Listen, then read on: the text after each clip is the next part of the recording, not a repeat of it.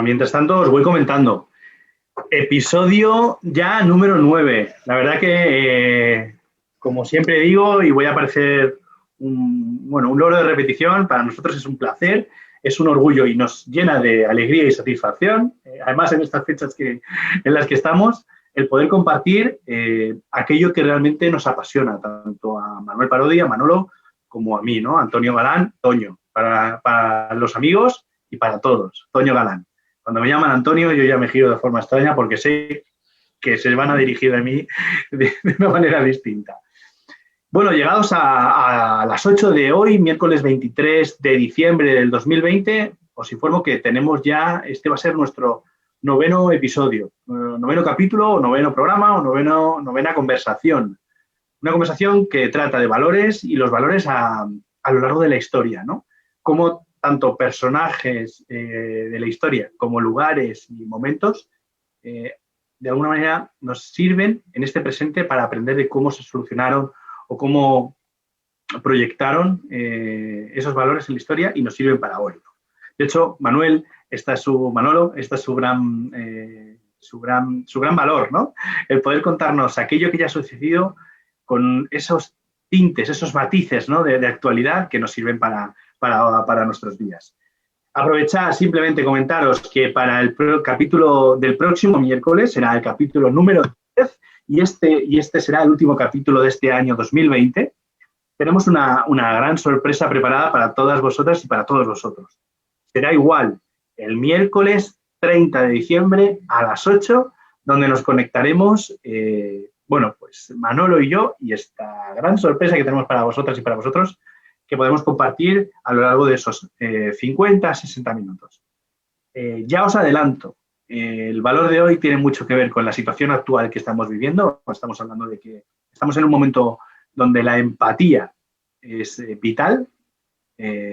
Ahora hablaremos de qué es la empatía, pero quiero dar un saltito a una semana próxima para comentaros y adelantaros. Esta vez sí voy a hacer un spoiler del valor que realmente vamos a tratar, que es el valor del optimismo. Finalizamos el 2020, nos vienen grandes retos para el 2021, para el próximo año, y quizás con esos matices, esas herramientas, eso que ya ha ocurrido en el pasado, que vamos a poder compartir con vosotras y con vosotros, pues nos aporten herramientas, nos aporten trucos, nos aporten algo de verdad para poder afrontar este gran año que se nos viene.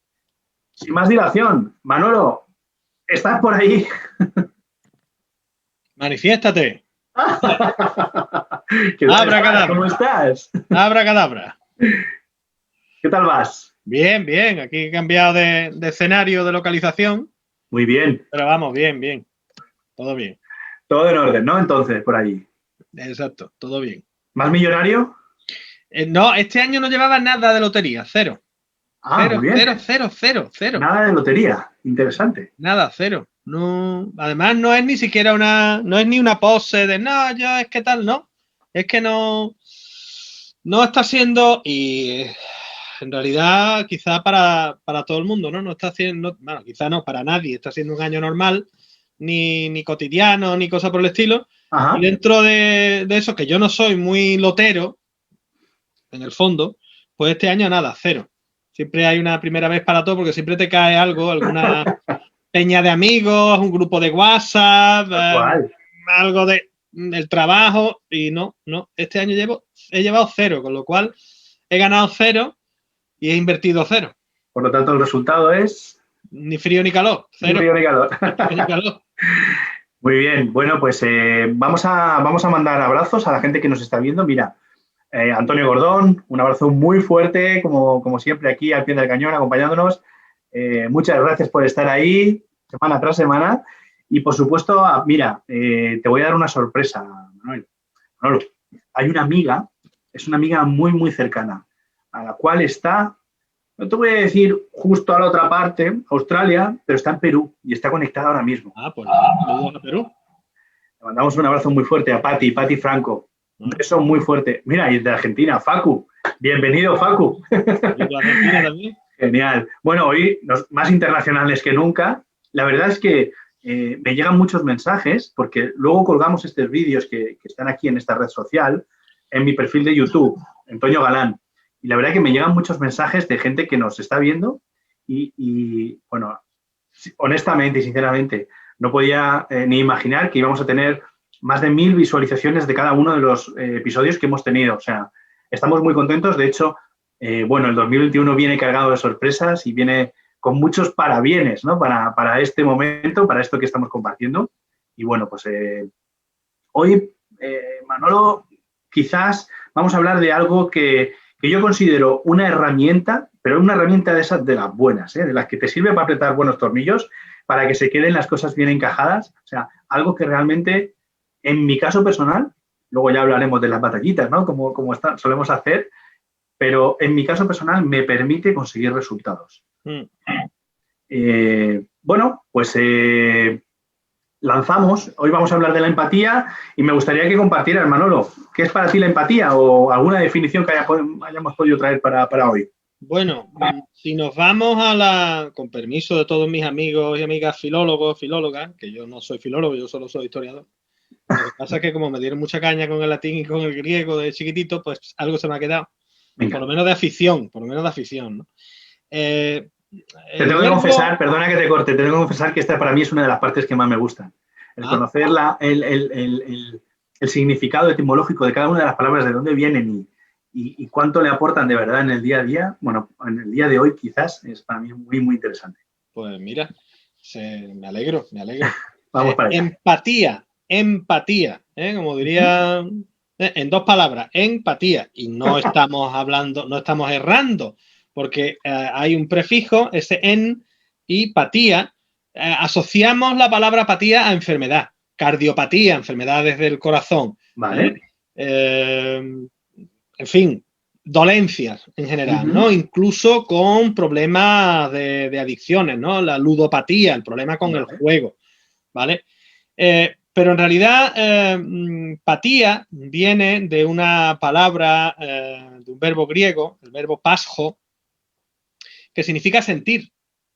Vale. Lo que pasa es que dentro de sentir, como pasa en castellano, como pasa en español, está sufrir. Tú puedes sentir en positivo o sentir en negativo. Vale. Lo que pasa es que se termina cargando en buena medida de matiz negativo, ¿no? El verbo pasjo, pashein, y bueno, de ahí viene pasión, por ejemplo. Ahí vienen palabras españolas como pasión, como simpatía, vale. Como empatía. Interesante todo esto para lo que vamos a hablar hoy, porque tiene que ver, algunos matices.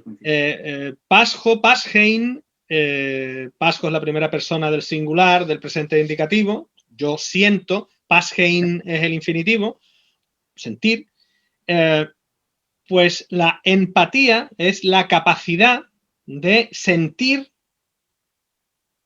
en el lugar del otro, es decir, de identificarte tanto con el otro que te pones verdaderamente en su lugar, dentro de él, y eres capaz de sentir lo que ese otro está sintiendo.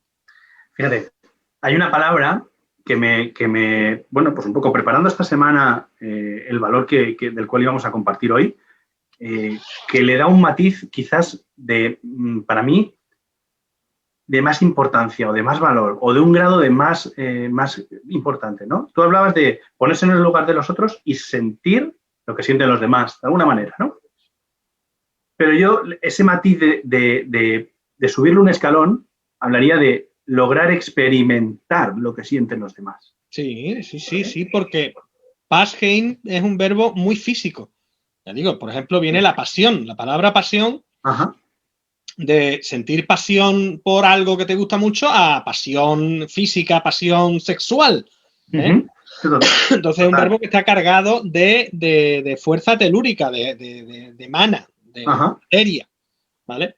Entonces, ser capaz de ponerte en lugar del otro implica que puedas experimentar, sentir, sufrir, disfrutar también con lo que el otro disfruta. Es decir, y fíjate que eso implica una grandísima comprensión del otro, porque si no hay sensibilidad previa, si eres una persona, por lo que sea, poco sensible o insensible, y ello además te lleva a que ni por inteligencia racional ni por inteligencia emocional, mucho menos por la combinación de las dos, puedas comprender al otro, pues nunca te podrás poner en el lugar del otro. Totalmente. Fíjate, realizando pues un pequeño trabajo para esta semana para poder hablar de la empatía, mi trabajo ha sido quizás el más sencillo y a la vez creo que ha sido uno de los más complejos, ¿no? Porque decidí parar para poder observar. Decidí identificar a 3, 4, 5 personas que me rodean en mi día a día, en los contextos más profesionales o personales, ¿vale? Identificar a personas que son empáticas y de alguna manera, a través de la observación, intentar identificar qué actitudes, qué matices, qué beneficios, o sea, un poco poder explicar con hechos reales qué es eso de la empatía, ¿no? Y qué beneficios aporta directamente, ¿no? Fíjate, hablando con estas personas, una vez que, bueno, pues que estaba finalizando mi ejercicio, les he preguntado directamente qué era para ellos la empatía, ¿no? No tienen ningún contacto con el mundo del desarrollo personal, cada uno se dedica profesionalmente a sus quehaceres, ¿vale? De hecho, no tienen contacto entre ellos tampoco. Y me ha resultado curioso, una de las cosas que he encontrado es que confundían la empatía con la tolerancia. Fíjate, llegábamos a la conclusión en la conversación, sin intervenir por mi parte, que tolerar es respetar y aceptar formas de ser o formas de vivir o creencias distintas a las tuyas. Pero la empatía va a un grado más allá. Es lo que decíamos, ¿no? Es experimentar ese sentimiento, esa forma de sentir de la otra persona, que por supuesto va más allá de la tolerancia. Obviamente sería como un nivel inferior, ¿no? Porque sucede además que la tolerancia, o sea, por supuesto la empatía, como estás diciendo, es un grado superior, un grado más allá. Un grado más allá. Eso un grado más allá. Porque además la tolerancia, a ver, no necesariamente tiene que implicar comprensión. Tú puedes tolerar al otro porque no te queda más cojones, con perdón, no te queda más remedio. Es decir, de esto hay filmografía y novela todas las que tú quieras. O sea, dos enemigos que caen en una isla desierta y o se ayudan el uno al otro o se mueren los dos, ¿vale? Hay una película de Lee Marvin, que no recuerdo el título, pero que son dos náufragos, uno japonés y uno americano, la Segunda Guerra Mundial. Fíjate. Y caen los dos en una isla totalmente hostil. Pero a ver, si alguno de los amigos que están escuchándonos se acuerda de esta película. Hostil por las propias fuerzas de la naturaleza y al final, primero el japonés hace prisionero al americano, el americano se libera, hace prisionero al japonés y al final terminan comprendiendo los dos que o se ayudan el uno al otro o están fritos.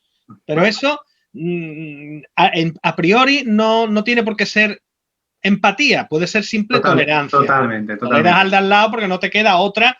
Primero, o por tu propia supervivencia o porque hay una fuerza superior, llámese la ley, que te obliga a tolerarlo. Pero luego, además, la tolerancia puede adolecer de una cosa, puede adolecer de una cierta, a ver cómo lo digo, oblicuidad. Es decir, hay un cierto desequilibrio, porque siempre el tolerado parece que está en una posición inferior al tolerante. Da permiso. Exacto, el tolerante es como, bueno, vale, tú tienes esa costumbre, pero yo te las acepto, venga, no sé por qué lo hacen, ni me importa, y no me manches, pero bueno, venga, te acepto, porque además, ¿qué vamos a hacer con generalmente las minorías, generalmente el otro, generalmente el distinto, generalmente el nuevo, generalmente el raro? No, la empatía es completamente horizontal. La empatía tiene que ver con ponerte en el sitio del otro, en hasta donde se pueda, si es que eso es posible, ser el otro, siquiera momentáneamente. Interesantísimo. Queda claro, ¿no? O sea, estamos hablando de ese más allá de tolerar, estaríamos hablando de experimentar los sentimientos que tiene la otra parte para poder, de alguna manera, ser empático o empática. Quizás un poco en la observación de estas personas, entiendo que una de las cosas que permite ser empáticos es acompañar de una forma muchísimo más cercana. Tú lo decías, ¿no? Desde casi dentro, ¿no? Por decirlo de alguna manera. Claro. Es un poco esa frase que es muy manida, muy usada, ¿no? De ponerte los zapatos de otra persona, ¿no? Cuando hablamos de empatía. Pero quizás estamos en un momento un poquito, una situación más profunda, ¿no? Fíjate, nosotros, los anglosajones dicen usar los zapatos de otro. No se puede juzgar a nadie sin caminar con sus zapatos.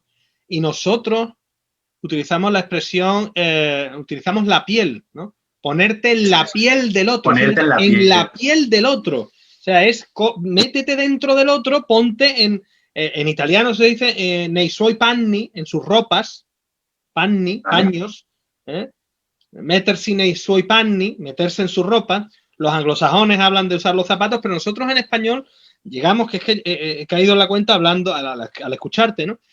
Llegamos a la idea de encarnarnos en el otro, de vestirnos con la piel del otro. Ponte en la piel de fulano. Totalmente. O ponte en el lugar de fulano. El lugar.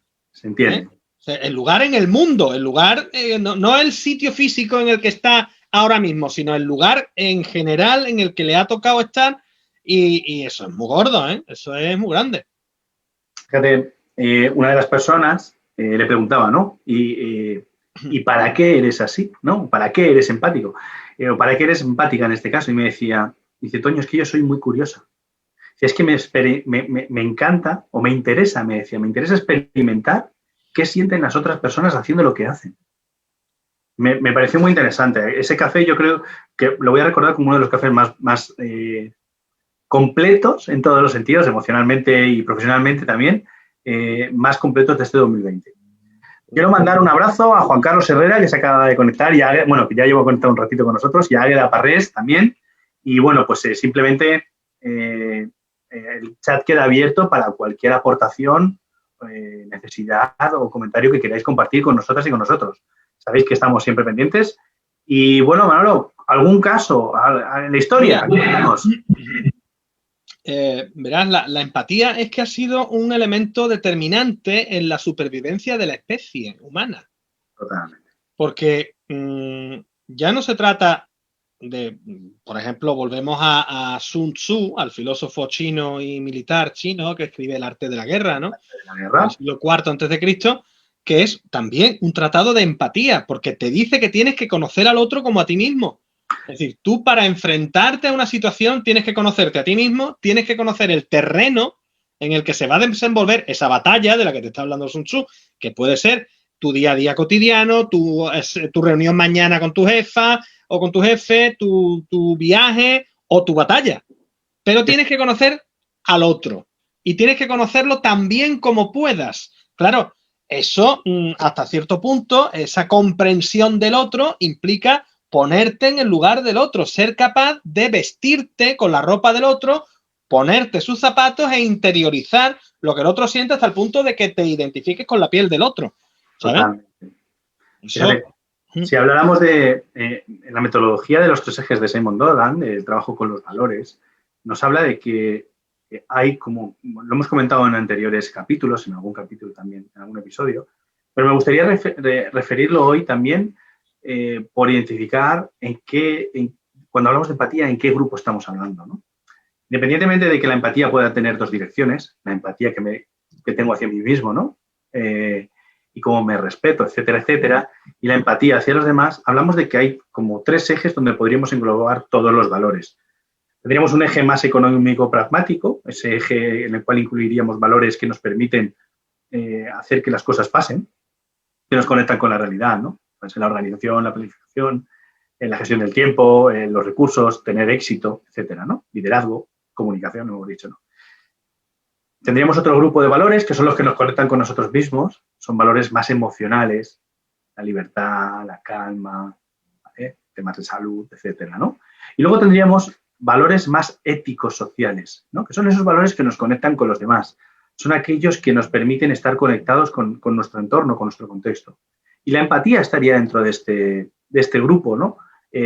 Siempre decimos en la metodología, cuando hablamos de valores, que sí, que podemos compartir la palabra, tú y yo podemos decir que nuestro valor, uno de nuestros valores fundamentales podría ser la empatía, pero lo importante no es solo que compartamos la palabra, sino conocer cuál es la definición de cada uno, tuya y mía en este caso, que tenemos sobre esta palabra, ¿no? Sobre este valor.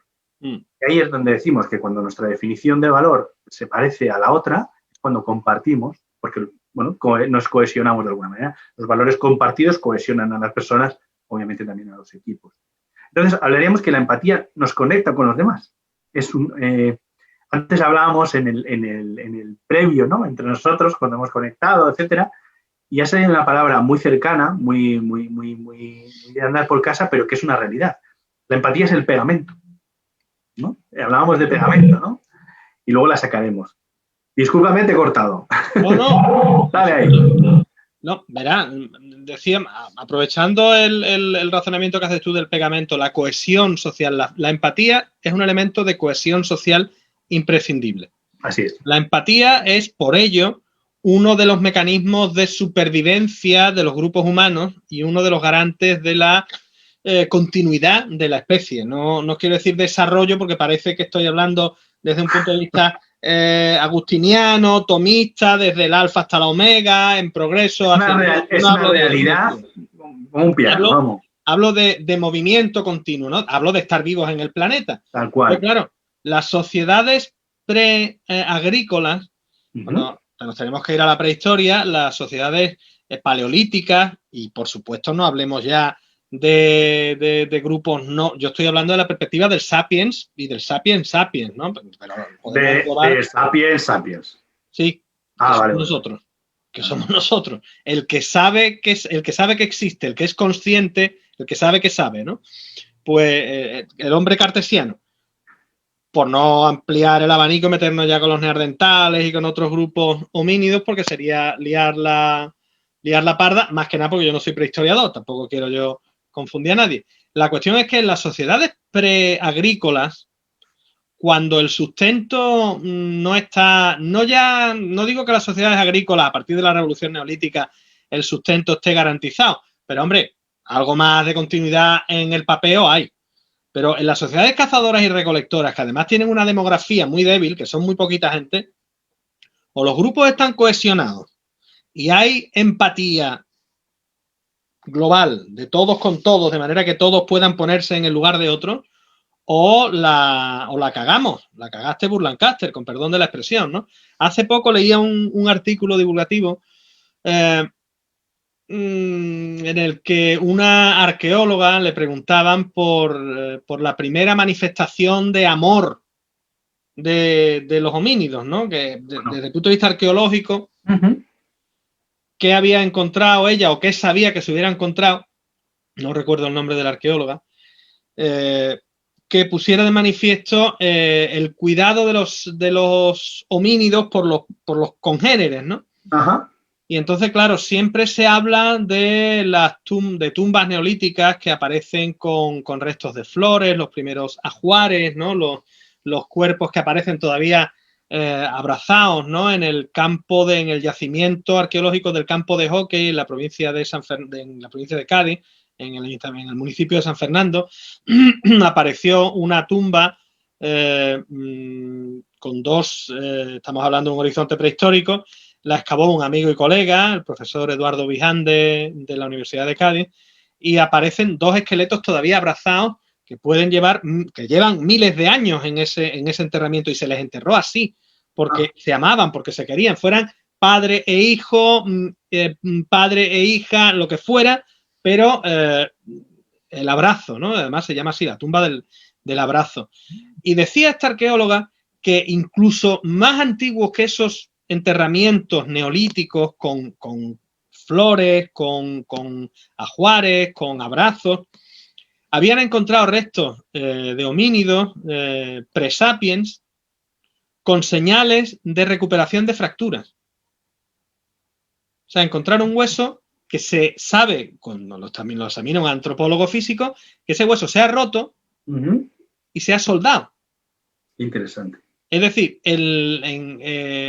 alguien ha cuidado de esa persona mientras se recuperaba. Bueno. Alguien hace 50, 60, 70.000 años ha cuidado de esa persona mientras se recuperaba.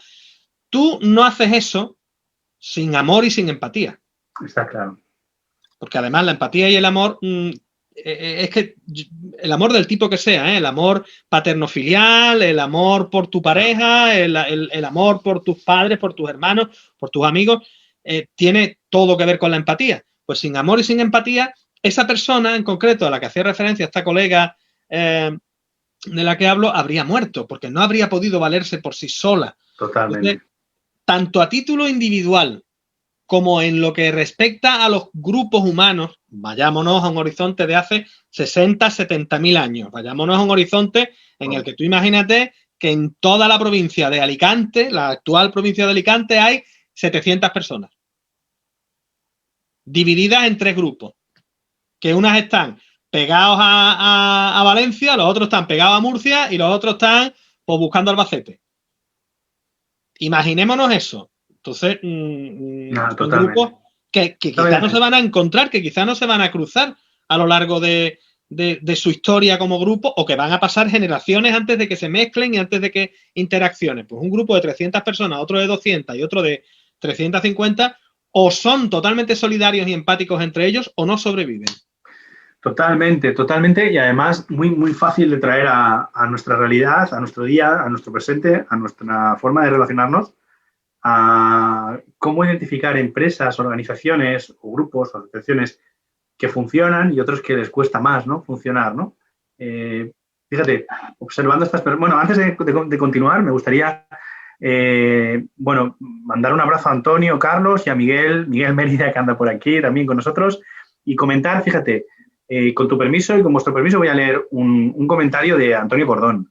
Nos dice, mire, ayer pude leer un artículo de Álvaro Romero donde nos combinaba la empatía con algo muy propio de la Navidad, los petardos. Lo que parece festivo para unos hace sufrir a otros, ¿no? Autistas, videntes, etcétera. Incluso, fíjate, la parte más animal, ¿no? Con los animales, ¿no? Cómo sufren ante esta situación. Muy interesante este comentario, Antonio. Totalmente.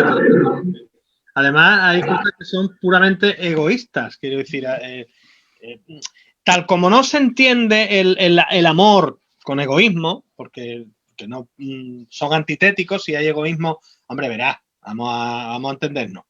En términos absolutos estamos hablando, no estamos hablando de la que parece aquí que uno es santo. Hay ese espacio, ¿no? Donde podemos entrar. Hombre, que parece que está aquí yo perfecto, aquí Buda, yo de Buda no tengo ni la hechura, ¿vale? Entonces, vamos a entendernos. La tuve, ya no la tengo. Pero la empatía tiene todo que ver con el amor y es excluyente del egoísmo como actitud vital, porque una cosa es el acto y otra es la actitud, que ya lo dijimos en cierta ocasión. Tú puedes tener un acto de egoísmo puntual o 700.000 actos de egoísmo puntuales a lo largo de 300 años, pero si tienes 700.000 actos de egoísmo puntuales cada día, entonces que eres un egoísta, primo. O sea, no has tenido un mal momento, ¿vale? Porque se te cruza un cable y un día pegas un grito, ¿vale? Pero si estás todo el día gritando, ahí hay un problema. Totalmente, fíjate. Y unido a esto que comentas, ¿no? De actitudes, me he permitido, en esta observación de esta gente con la que he caminado esta semana, ¿no? Con la que, bueno, pues he observado para identificar qué actitudes tienen, ¿no? Estas personas empáticas, me parecen 4 muy identificables. Bueno, me parecen muchas más, pero me apetece compartir estas 4 porque creo que son reseñables, ¿no? Hablamos de, una de ellas es de la curiosidad, ¿no? Lo que hablábamos, ¿no? Me interesaba experimentar qué siente la otra parte, ¿no? Pero quizás, bueno, luego haremos matices sobre esto, ¿no? De una forma quizás, bueno, sin emitir nuestro propio juicio, ¿no?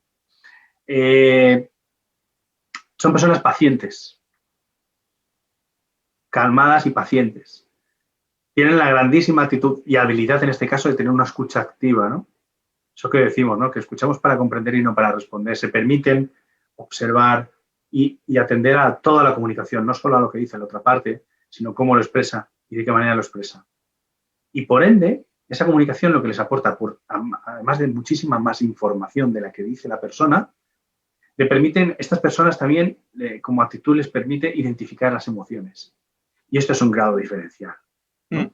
Porque luego, con la gran herramienta que yo creo que es un valor del cual ya me está pidiendo el cuerpo traerlo aquí con nosotros, lo traeremos para el año que viene, ya para el año que viene, es el valor de la comunicación, ¿vale? Sí. Lo traeremos con grandes ejemplos, ¿no? Y de cómo se consiguen y con herramientas muy, muy prácticas, ¿no?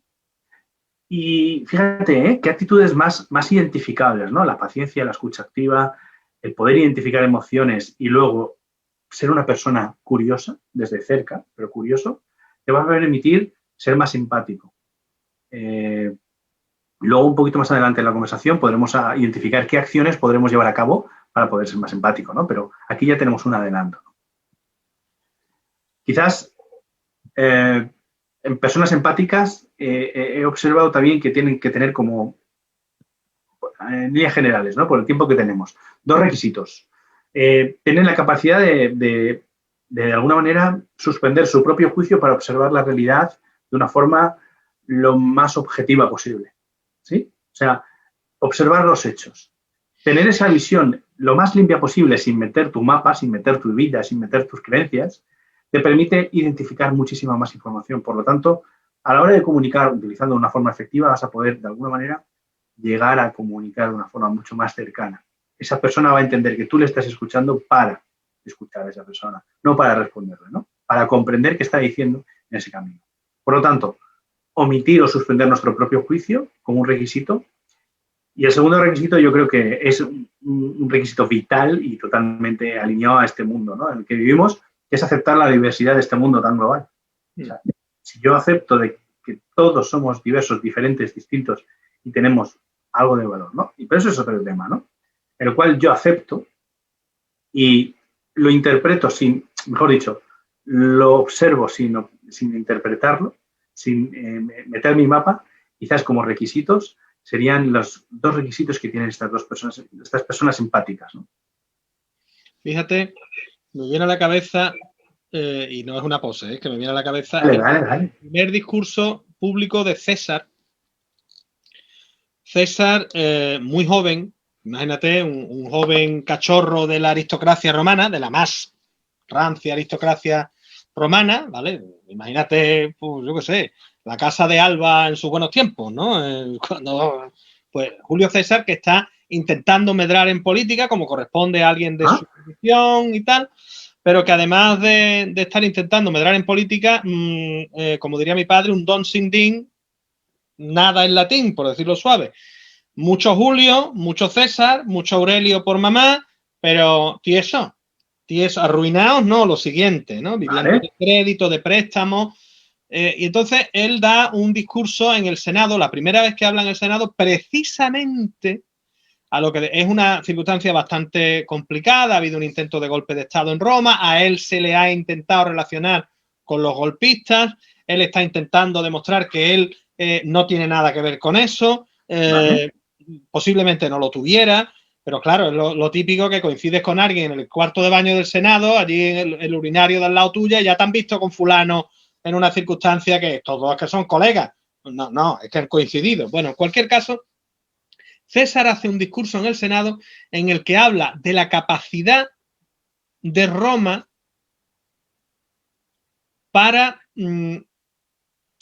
a ver cómo lo digo, de que uno de los factores que han hecho grande a Roma y que deben seguir haciendo grande a Roma, estamos en la Roma del siglo I a.C., que va a dar el salto al imperio precisamente de la mano de Julio César, muerto él, de su sobrino nieto, hijo adoptivo y heredero Augusto, es la de empatizar con los enemigos, hasta el punto de asimilar las virtudes de los enemigos. Y César te hace un discurso precioso en el que te dice, y te lo ejemplifica con la indumentaria militar del romano. Evidentemente el discurso que le está haciendo es otro, está hablando de los valores tradicionales de Roma, que él no tiene nada que ver con los intentos revolucionarios, con la subversión, con la alteración de la naturaleza de la res pública romana, pero en el fondo de lo que te está hablando es de la capacidad que ha tenido Roma de asimilar a todo el mundo. Y se dirá, bueno, eso no es empatizar. Bueno, hasta cierto punto de lo que habla César en ese discurso es de la capacidad que ha tenido Roma para comprender a las sociedades con las que se ha enfrentado. Ahí está. Para, de esa manera, a través de comprenderlas y conocerlas, sí, derrotarlas y asimilarlas, que estamos hablando de una empatía un poco rara, pero de la necesidad de ponerte nei panni del otro, de ponerte en los paños del otro, ¿no? Entonces César te hace un discurso en el que te dice que si hay algo puramente romano, es un legionario romano. Pero tú, Roma, te imaginas un legionario, ¿no? La escoba aquí atravesar la cabeza, el pecho de lata, el escudo. Y entonces el tío disecciona la indumentaria militar del legionario y te explica cómo casi todo lo que tiene el legionario puesto encima no es romano. Que asimilaron el casco de tales poblaciones del norte de la península itálica porque era más práctico que el casco que utilizaban los romanos, lo mismo con las grebas de las piernas, lo mismo con la coraza del pecho, lo mismo con el escudo, la espada que la copiaron de los no sé qué, el pilum romano, pues también está copiado de las lanzas que utilizaba tal enemigo, y cómo Roma había sido capaz de comprender al contrario, en este caso con aviesas intenciones, ¿vale? Pero si no hay comprensión del otro, no podemos ponernos en el lugar del otro y no podemos, por curiosidad, por necesidad, por interés o por puro espíritu positivo, no podemos llegar a ser como el otro. Roma lo que hace no es que se... Verás, Roma no se convierte en el otro, convierte al otro en romano, pero eso también es una forma de empatía. Eso también es una forma de empatía porque no provoca, bueno, estoy diciendo, no provoca desastres, bueno, algunas veces sí que se lo digan a los helvecios, que César acabó con la población de Helvecia, o que se lo digan a los galos, ¿no? A los celtas, pero en cualquier caso es la necesidad de comprender incluso al enemigo, que es de lo que te habla Sun Tzu también en el arte de la guerra, ¿no? Interesantísimo, Manolo. Totalmente de acuerdo. Me gustaría, bueno, pues mandar un abrazo a Juan Ramón, a Juan Manuel Rincón, que se acaban de conectar, a María José, mandar un abrazo a todos estos compañeros, a todos estos amigos, a todos estos conocidos. Bueno, nos gustaría conocer qué es para vosotras y para vosotros la empatía. Ya que estáis por aquí, bueno, pues nos gustaría conocer cuáles son vuestras definiciones, ¿no? De qué es lo que es empatía, ¿no? Fíjate, una de las preguntas, Manolo, que me hacía o que me he lanzado durante esta semana trabajando mediante la observación, ¿no?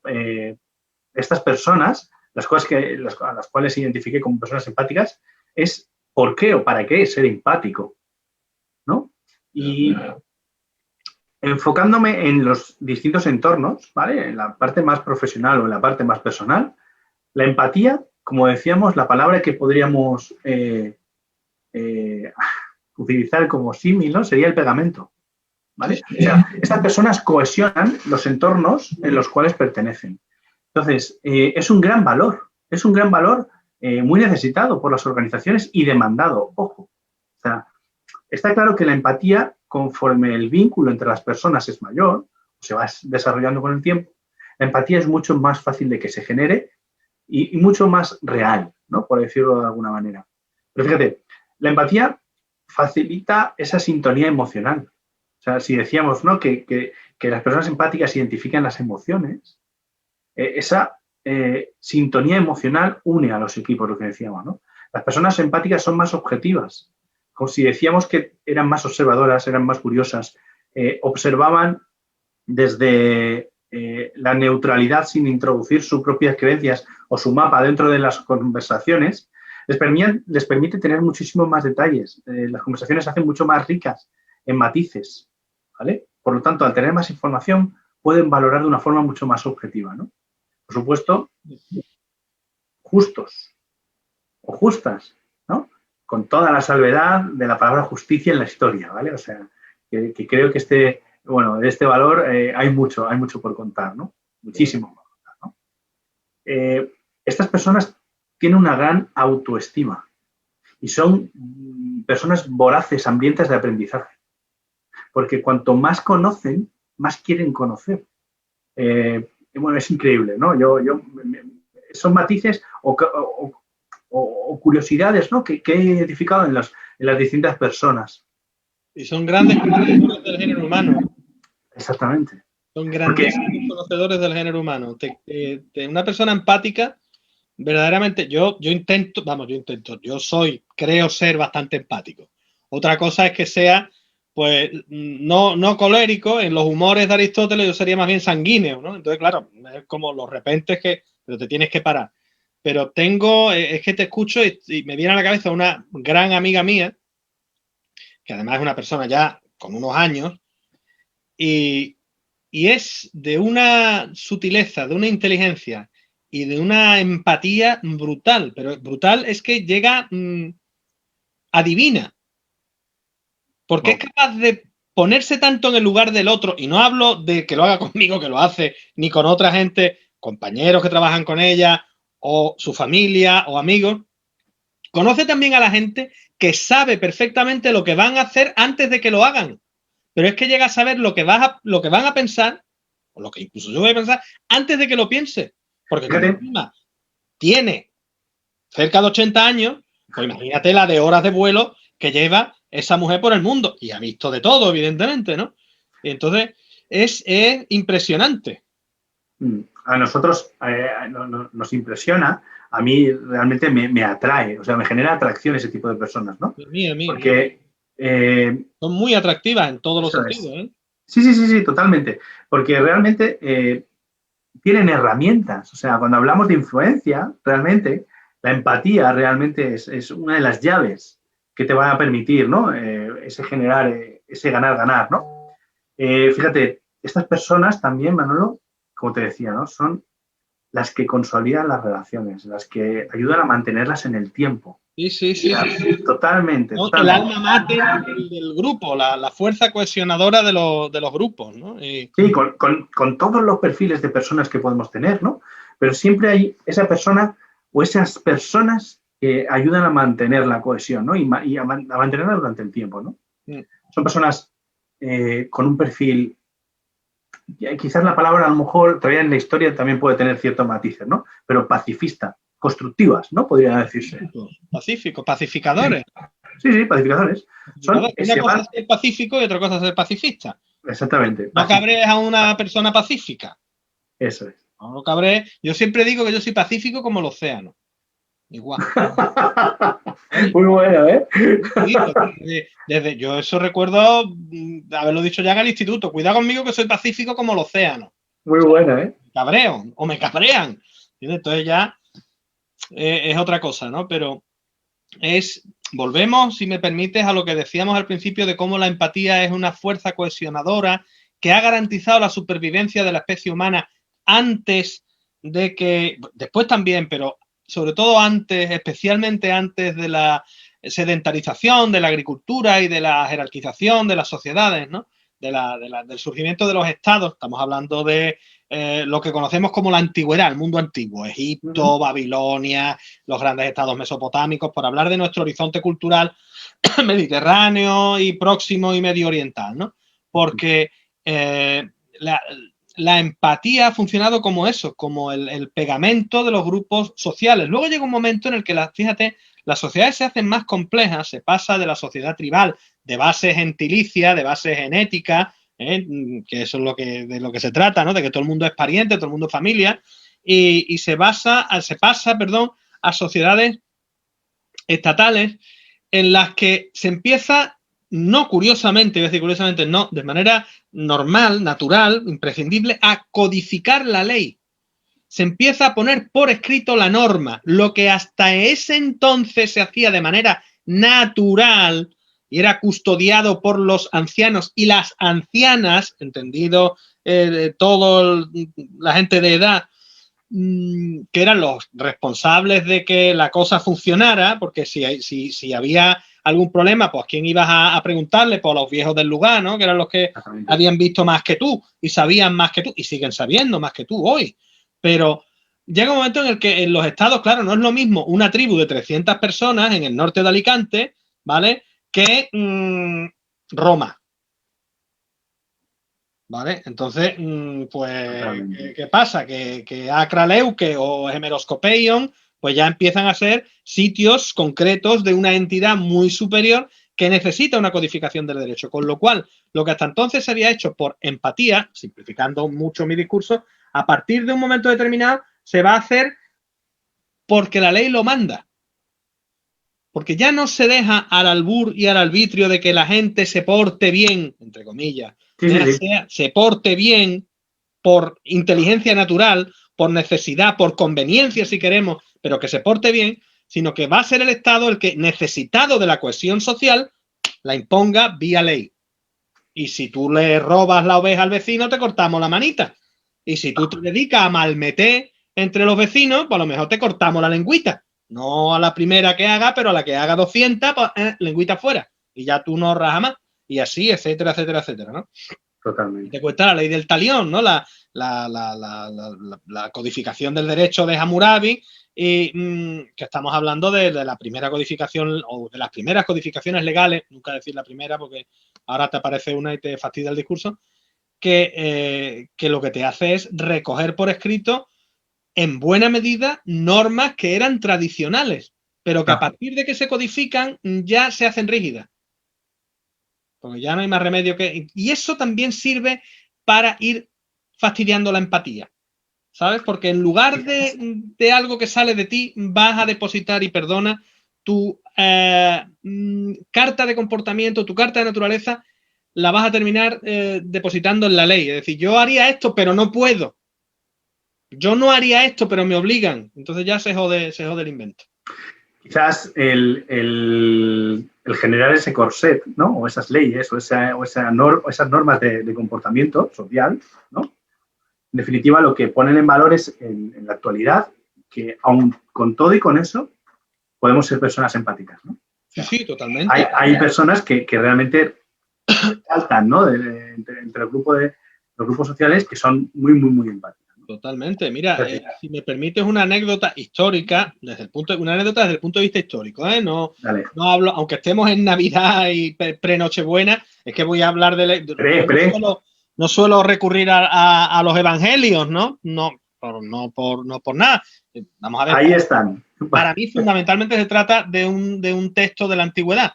Entonces, yo en el máster de Patrimonio Histórico de la Universidad de Cádiz, ahora tengo otra docencia, pero cuando tenía docencia sobre el mundo próximo oriental antiguo, pues yo llegaba a clase con mi ejemplar de la Biblia, porque el Antiguo Testamento es fundamental para comprender las sociedades antiguas del Mediterráneo oriental. Fundamental, porque es la fuente escrita más potente que tenemos sobre el mundo próximo oriental. Fuente escrita de uso cotidiano, quiero decir, asequible, ¿no? Disponible. Pues resulta que una de las cosas que no que subyace, que explota en el mensaje de ese Mesías, de ese profeta que es del Nuevo Testamento, que es Cristo. Yo no estoy haciendo aquí catequesis, yo además soy agnóstico, vaya por delante, para que nadie diga estaba. No, perdón, que yo no estoy aquí haciendo proselitismo de ningún tipo. Pero te dice Cristo en un momento determinado que no es el hombre para la ley, sino la ley para el hombre. Y lo dice a raíz de un caso que podemos considerar desde la perspectiva de la empatía. Porque a un señor se le cae un borrico en un pozo en sábado. Y como es el día sagrado, pues no pueden hacer nada y no pueden sacar el burro del pozo. Y entonces llega el otro y dice, pero qué, simplificando, ¿no? Una anécdota conocida, ¿no? ¿Pero qué estáis haciendo? A echarle un cable a este hombre y sacar el borrico de ahí, que se va a ahogar, y este hombre se va a quedar sin el burro y no va a tener medio de desplazamiento, de transporte. No, es que no podemos. ¿Pero qué está hablando? Vamos a ver, señores, que no está hecho el hombre para la ley, sino la ley para el hombre. La ley debe servir al hombre. Y entonces lo que subyace ahí es un caso de empatía, de conflicto entre la empatía natural, por decirlo así, vuelvo a las comillas, y la codificación del derecho que lleva a situaciones aparentemente absurdas. De este tipo, ¿no? Fíjate, nos comenta María José, la empatía nos hace observar en profundidad al resto de personas y conocer sus necesidades. Conocer y reconocer. Águeda Parrés nos comenta, la empatía es el puente entre personas, nos hace humanos, nos hace auténticos y evidencia la riqueza de la diversidad diversa, aceptada y no juzgada. Qué interesante. Es pura armonía y comunicación desde el entendimiento mutuo. Gracias, nos da las gracias, pero se las devolvemos con un capazo más grande todavía, ¿no? Gracias a Águeda. Personas de alta sensibilidad, con una intuición brutal, que si no se gestiona bien te hace sufrir. Fíjate, nos comparten. La magia está en controlar esa intuición, esa sensibilidad. Este es otro de los matices, ¿no? Las personas altamente sensibles, los que conocemos como padres, ¿vale? Realmente son personas con un grado muy alto de empatía.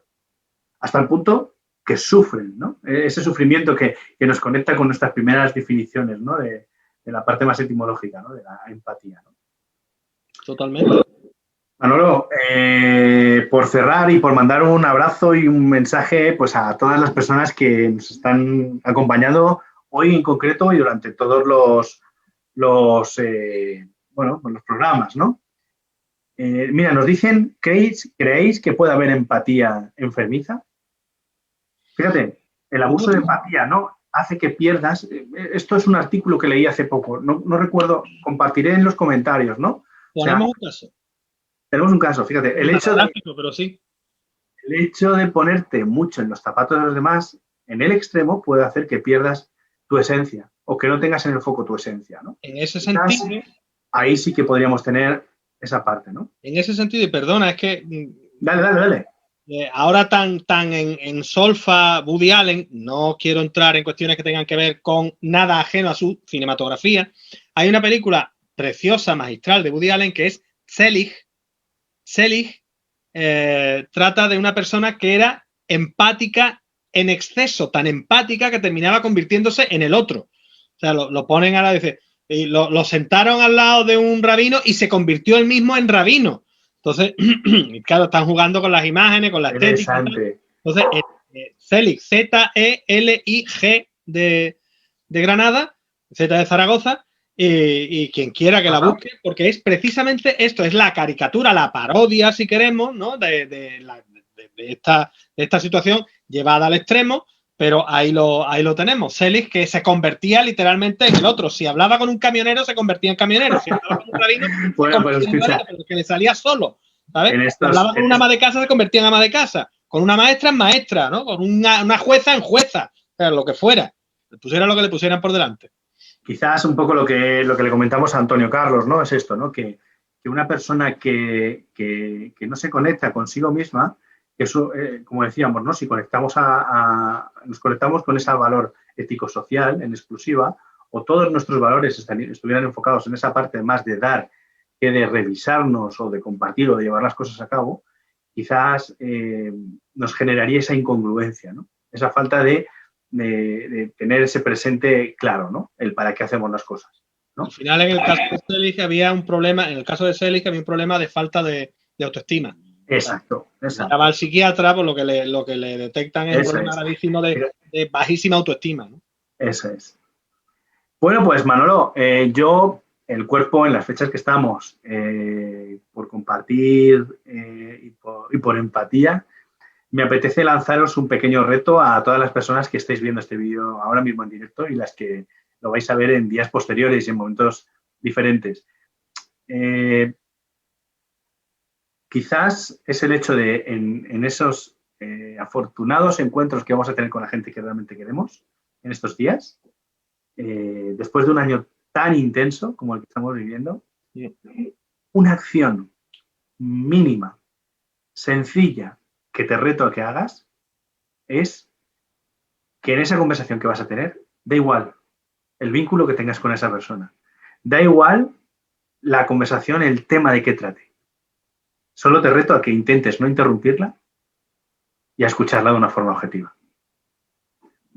Ahí dejo el reto, que no es un reto baladí, ojo, que no es algo fácil de conseguir en una situación tan compleja, tan convulsa, tan intensa como la que estamos viviendo.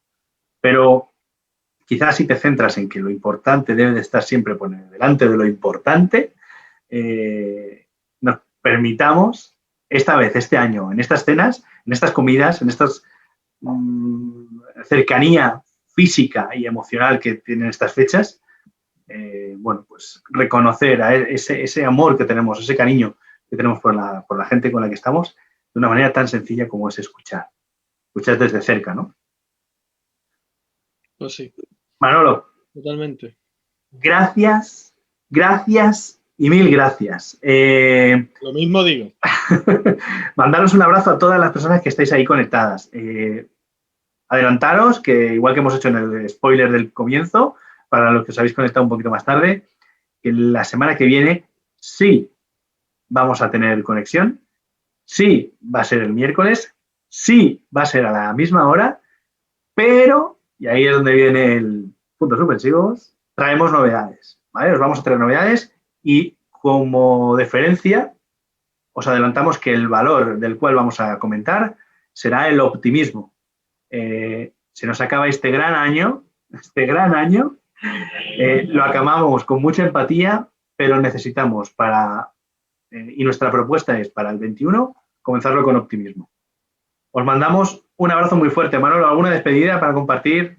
Pues lo que estás diciendo, ¿no? Que qué mejor forma de cerrar el año 2020 tan chungo que hemos tenido desde un punto de vista humano y desde un punto de vista histórico, que no que lo histórico no es ser humano, ni mucho menos, pero desde un punto de vista totalmente individual, sino global, qué mejor para despedirlo que el actuar que obrar con optimismo. Y yo, pues mira, dentro de ser optimista, ¿qué es lo que he hecho? Cerrar el año publicando mi primer poemario. Que Bueno. De su libro. Pero con esto cierro yo 2020 y abro 2021 con los versos por la cara. ¡Qué guay! Versos por la cara porque originalmente los lancé en Facebook, que tú sabes que face en inglés sabemos que significa cara. Entonces, como los publiqué en el face, en la cara, pues son los versos por la cara. Versos por la cara, qué bueno. Así que bueno, ahí Manolo, pues